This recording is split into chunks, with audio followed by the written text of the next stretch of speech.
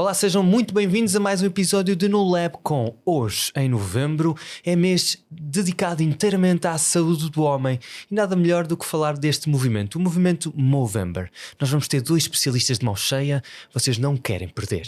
Até já.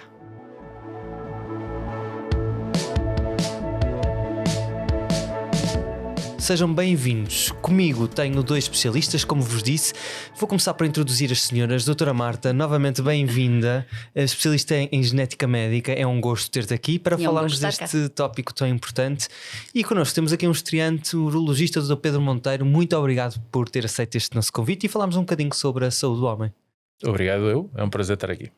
Como vos disse, nós estamos em novembro, falamos muito sobre a saúde do homem e bem, se eu tivesse que lançar um repto e talvez começando aqui com o nosso urologista para estrear a casa, Pedro, falar de Movember é falar de saúde do homem. Tu notas isso cada vez mais na tua consulta, em especial neste mês dedicado à saúde do homem? Olha, o mês de novembro e as iniciativas do Movember são muito necessárias com os homens. Os homens têm uma esperança de vida mais curta do que as mulheres. Os homens, a partir dos 65 anos, têm uma mortalidade sempre mais alta do que as mulheres. Os homens, a partir dos 65 anos, ignoram e abandonam a medicação mais vezes do que as mulheres. Precisam de internamentos mais longos e mais dispendiosos do que as mulheres. Não há justificação para isto. Temos que mudar um pouco atitudes. Portanto, temos que chamar a atenção e temos que ser nós o motor da mudança. A conversa de fazer crescer o bigode nasce por brincadeira. São tantas as boas ideias que se têm a conversar com amigos e quando acompanhados com os copos de cerveja, e foi assim que começou. Foi assim que começou, um desafio para 30 amigalhaços, e se fizéssemos aparecer novamente a moda de crescer bigodes, até que há um que conta isto em tom de brincadeira em casa, e a mãe, que estava envolvida numas iniciativas de angariação de fundos para câncer da mama, disse: porque é que vocês não fazem isso de uma maneira mais ou menos organizada e tentam, através disso novo das redes sociais, chamar a atenção das pessoas e fazer com que uns e outros doem. Isto já é muito grande e já há fármacos para fases avançadas do câncer da próstata que foram parcialmente financiadas pelos proveitos do Movember. Há outras iniciativas igualmente engraçadas que se associam a isto, depois podemos falar mais para a frente. É, sem dúvida, acaba por ser um movimento que ganha pernas e cresce. Marta, tu talvez e muito provavelmente também tens esta experiência na tua consulta, que é, não digo só durante este mês, durante todo o ano, mas talvez um bocadinho mais carregado durante este mês, te procuram relativamente a risco e talvez a um medo aqui de cancro da próstata, quando falo não só de cancro da próstata como cancro do testículo, mas vamos focar um bocadinho mais no cancro da próstata nesta questão, que é: os meus familiares tiveram cancro. Sim. E os fatores genéticos na próstata são mais exatamente. importantes. Que tens tu a dizer-nos sobre este fator? E felizmente é que as pessoas cada vez estão mais alertas para isto, não é? Eu tenho história familiar. E porque é importante olharmos para a história familiar. O cancro da próstata é um cancro que está muito ligado à idade. Quanto maior é a idade, maior é a probabilidade de um homem desenvolver o cancro da próstata, mas também à história familiar. E o risco aumenta se temos um pai que teve cancro da próstata, se temos 2 familiares que tiveram cancro da próstata, se tivermos um irmão que teve cancro da próstata, este risco de facto aumenta. E se o cancro foi em idades jovens, e quando falamos em idades jovens habitualmente no cancro ali o cutoff é aos 50 anos, então aí o risco ainda aumenta mais. E temos que pensar no cancro genético, porque o cancro, como já dissemos muitas vezes, são alterações genéticas sempre, mas são alterações genéticas adquiridas ao longo da vida. A tal coisa é o preço que pagamos pela longevidade. Quanto mais anos nós vivemos, maior é a probabilidade de acumularmos erros no nosso DNA. Mas o cancro genético, o cancro familiar, é aquele em que a pessoa já nasce com uma alteração genética e em que o risco de desenvolver cancro numa idade mais nova e serem mais familiares, portanto numa família haverem vários membros afetados, é maior. E na próstata, entre 6 a 10% dos cancros são cancros genéticos, em que a pessoa já nasceu com uma mutação genética que favorece o aparecimento do cancro da próstata. É, sem dúvida, não deixa de ser não vamos dizer número alarmante, mas é um número a considerar e tem que ser posto em cima da mesa. Talvez começando do início, Pedro, se eu tivesse a perguntar, nós diríamos que aqui o cancro da próstata é o mais frequente nos homens. Nós temos aqui alguns fatores de risco e alguns sinais que possamos estar em atenção, ou dizemos que acaba por ser assintomático e a partir de determinada idade o senhor deve começar a ir ao médico e ter as suas consultas regulares.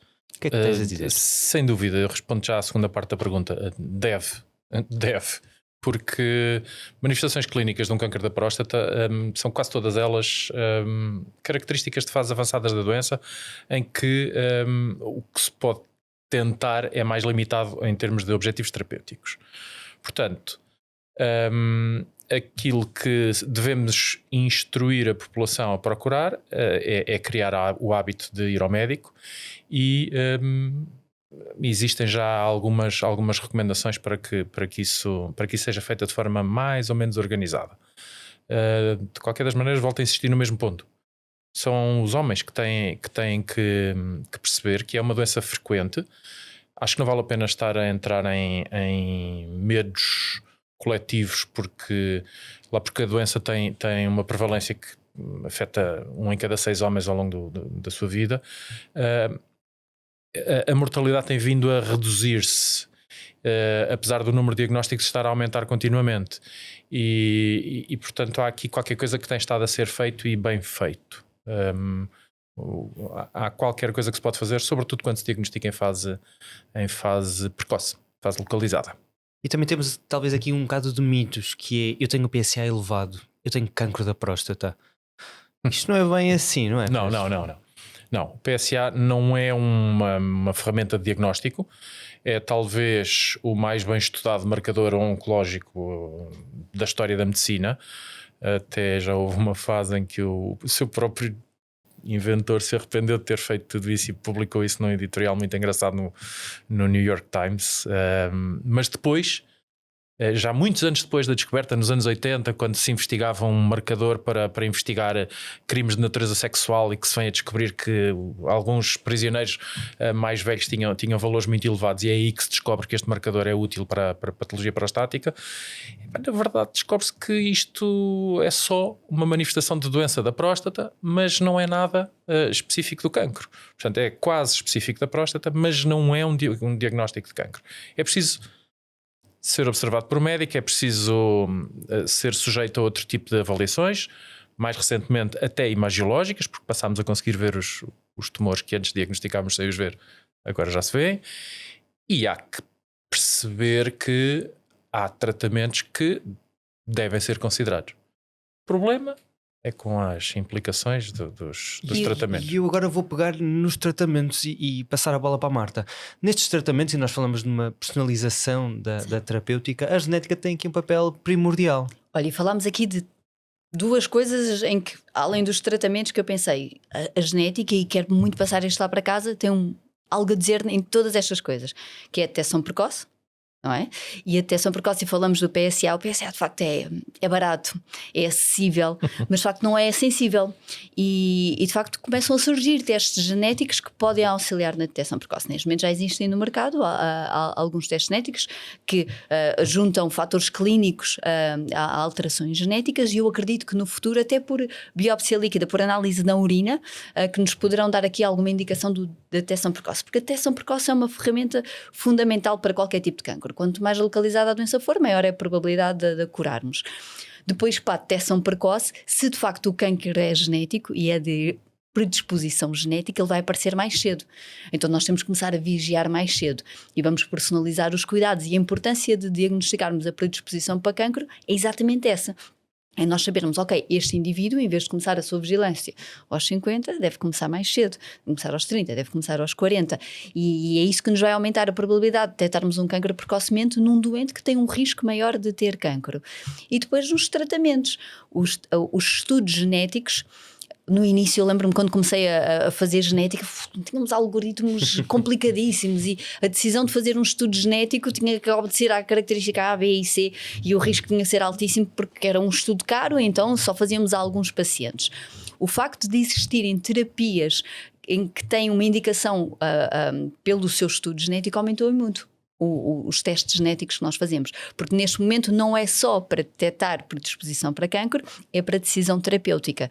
E de facto, tumores, e aí o teste pode ser feito na peça e não só no sangue, tumores que têm alterações em genes associados às vias de reparação da recombinação homóloga, como é o caso do BRCA1 e BRCA2, os genes que a Angelina Jolie tornou famosos, têm indicação para tratamentos, por exemplo, com inibidores da PARP. Portanto, há aqui uma indicação terapêutica. E eu acho que os testes genéticos não vão ficar por aqui. Temos testes genéticos a serem desenhados para prognóstico, que auxiliam na decisão terapêutica. Provavelmente vamos ter testes para ver se temos doença residual, para ver se a doença está a recorrer e detectarmos isto de uma forma muito precoce. E mesmo, nós focamos muito ainda nisto e meia culpa é na genética, porque é aquilo para que temos resposta. Focamos na doença monogénica, ou seja, na doença que é causada por um único gene. Um indivíduo que tem uma mutação no gene BRCA2 tem um risco aumentado de desenvolver câncer da próstata, tem um risco muito aumentado. E, portanto, focamos muito nestes genes que trabalham sozinhos. Mas há uma coisa que eu acho que vai surgir nos próximos anos, que está a ser muito trabalhada, e já existe um estudo muito grande feito em veteranos americanos em relação a isto, que são os Polygenic Risk Scores, portanto, riscos poligénicos, em que nós vemos a ação combinada de vários genes, e isto é uma coisa que pode ser aplicada à população em geral, e em que nos permite efetivamente estratificar o risco de desenvolver câncer na população em geral. Deixa de ser um teste que é focado numa população específica, os tais 6 a 10%, em que nós desconfiamos que há uma predisposição genética, que fazemos o teste e que ela existe, passa a ser um teste à população em geral e passamos a ter normas que não são, ok, para toda a gente é a partir dos 50. Não.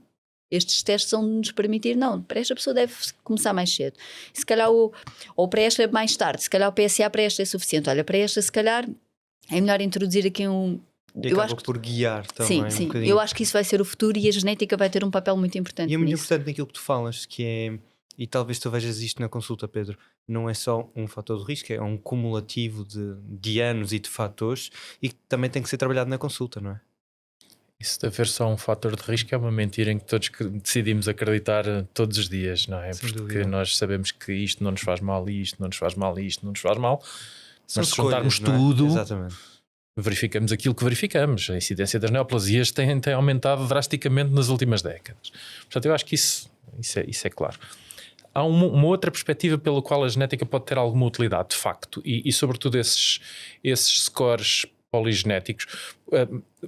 Eu não sou especialmente virado para a genética, mas o pouco que eu percebi é que isto pode ajudar-nos a interpretar pessoas que tiveram, casos de pessoas que tiveram um marcador, o primeiro indicador elevado, e fizeram a investigação e não encontraram nada. Esta pessoa, o seu PSA pode voltar a descer para um valor basal normal, ou aquele pode ser o seu basal.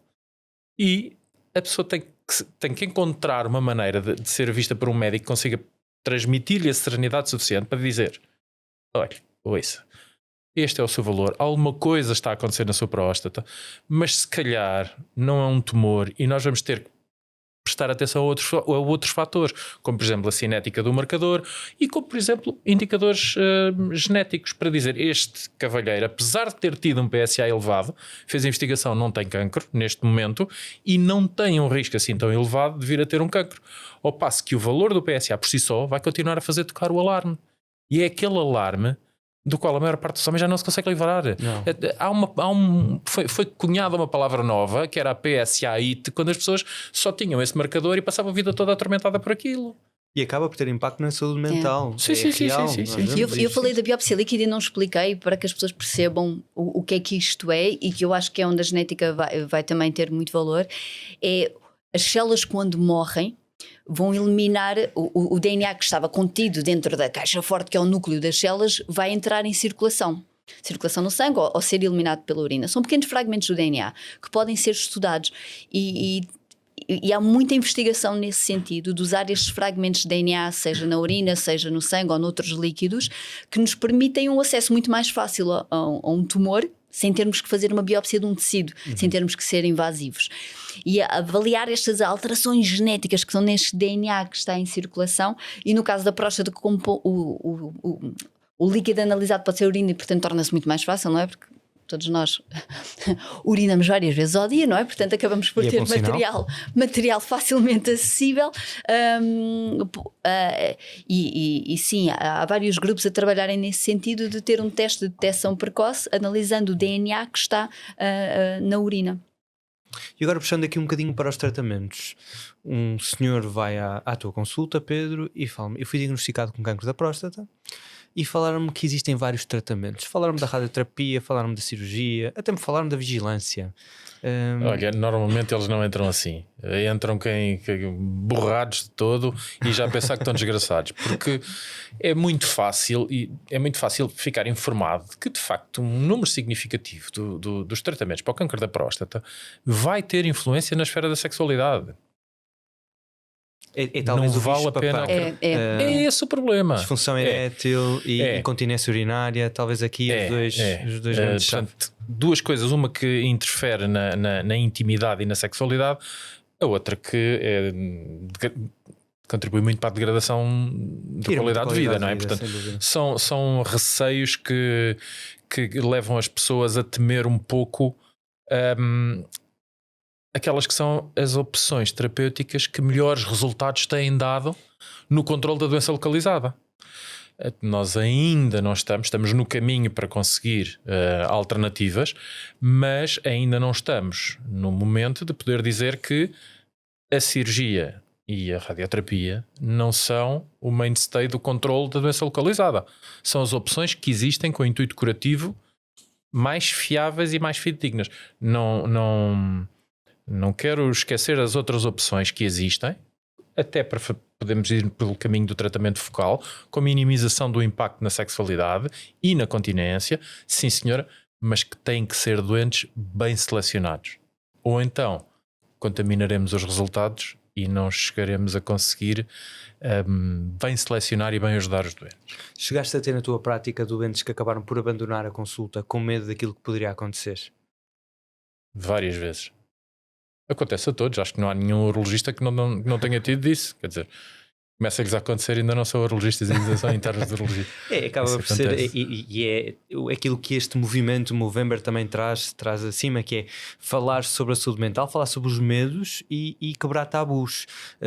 O tratamento da próstata, como disseram muito bem, pode envolver mais do que radioterapia, cirurgia, hormonoterapia, e tem impacto na vida sexual e pode ter impacto também na comunidade e na maneira como o homem se insere na sua comunidade. Sim. Não só as toxicidades do tratamento, como também uma notícia de que afinal tem uma carga genética por trás. Sim.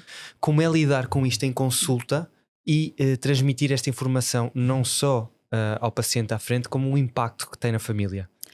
O peso é enorme e há duas coisas, há sempre dois momentos em que eu noto muito isso: o peso da vivência pessoal com o resultado do teste, que é quando nós comunicamos. Às vezes acontece, eu pergunto sempre aos doentes se querem receber a notícia individualmente, quando é um caso de uma família, vêm 3 irmãos fazer o teste, se eles querem receber a notícia individualmente ou se querem receber em conjunto. E quase sempre as pessoas querem receber o resultado em conjunto. Mas depois, quando nós dizemos que um tem predisposição, ou 2 têm predisposição e um não tem, o que não tem quase que se fica a sentir culpado.